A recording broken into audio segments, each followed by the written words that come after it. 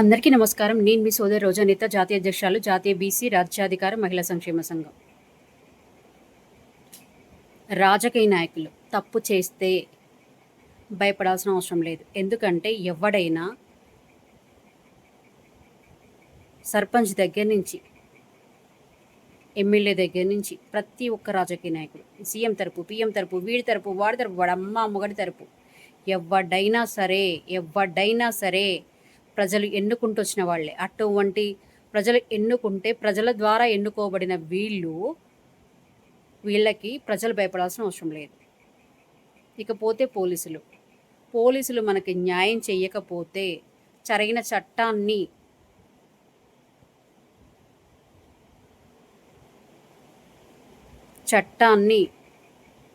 చుట్టాలుగా డబ్బు కోసం అమ్ముడుపై మారిస్తే, బాధితుల పక్షాన నిలవకపోతే, తగిన సెక్షన్లు పెట్టకపోతే, ప్రజలకు న్యాయం చేయకపోతే, బాధితులకు న్యాయం చేయకపోతే పోలీసుల్ని కూడా ప్రజలు నిలదీయవచ్చు.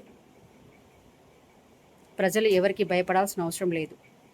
ఈ రాజకీయ నాయకులకి జీతాలు ఇస్తుంది ప్రజలే, ప్రజల పన్నుల నుంచే పోతున్నాయి.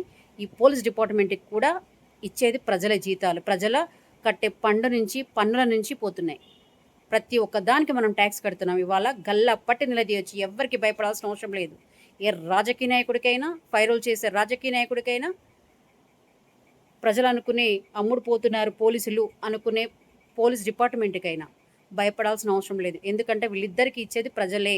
ప్రజల నుంచే ఫండ్ వస్తూ ప్లస్ వీళ్ళకి జీతాలు ఇస్తున్నారు కాబట్టి నిలదీయండి, గల్లా పట్టుకొని నిలదీయండి. ఎవరు తప్పు చేసినా బాధితులకి న్యాయం జరగాలి, మహిళలకు న్యాయం జరగాలి. అన్యాయం చేసిన వాడు నేను పోలీసులను కొన్నాను అని గల్లా ఎగరేసుకొని చెప్తున్నాడు.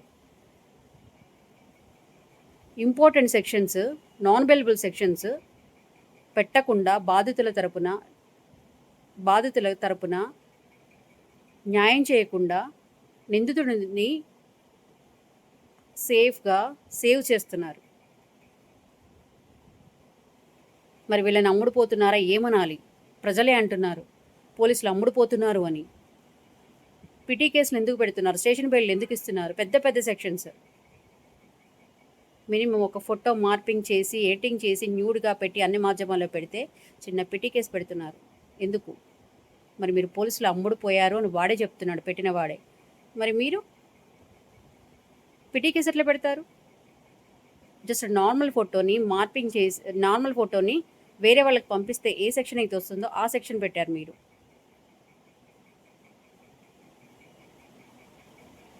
ఇక్కడ నుండి తీసుకోండి. మీ ఇంట్లో ఆడపిల్లలకి అదే అన్యాయం జరిగి మీ ఇంట్లో ఆడపిల్లలకి పోలీస్ డిపార్ట్మెంట్ కానీ, ఫైరల్ చేసే రాజకీయ నాయకులకు కానీ వాళ్ళ ఫొటోస్ని మార్పింగ్ చేసి, ఎడిటింగ్ చేసి, న్యూడ్గా అన్ని మాధ్యమాల్లో పెట్టించుకోండి. పెట్టించుకున్న తర్వాత మీరు రాజకీయ నాయకులు ఫైరల్ చేయండి, పైసలకు అమ్ముడు పోండి. పోలీస్ డిపార్ట్మెంట్ కూడా పైసలకు అమ్ముడు పోండి. వాడే చెప్తున్నాడు పైసలకు అమ్ముడు, నేను కొన్నాను పోలీస్ స్టేషన్ని పోలీసులని అని. అప్పుడు మీరు అమ్ముడు పోండి, మీరు చేయించుకోండి మీ ఇంట్లో ఆడపిల్లల పైన. ఒక ఆడబిడ్డ బయటికి రావాలంటే భయపడుతుంది పరువు కోసం. ఇక మాధ్యమాల్లో అడ్డం అయినా కామెంట్స్ పెడతారని. మీకు అమ్మ, అక్క చెల్లెళ్ళు, ఆడపడుచులు ఉన్నారు కదా, ఆడవాళ్ళే కదా.